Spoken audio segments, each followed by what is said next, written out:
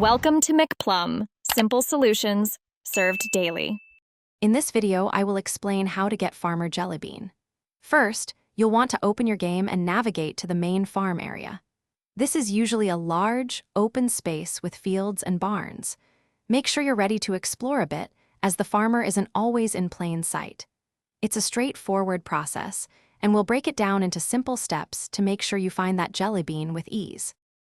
Once you're in the farm area, begin by heading towards the most prominent structure, which is typically a large red barn. As you approach, keep an eye out for any animal pens or cultivated fields.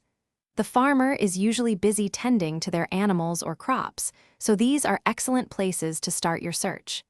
Take your time and observe the surroundings carefully. When you spot the farmer, walk right up to them.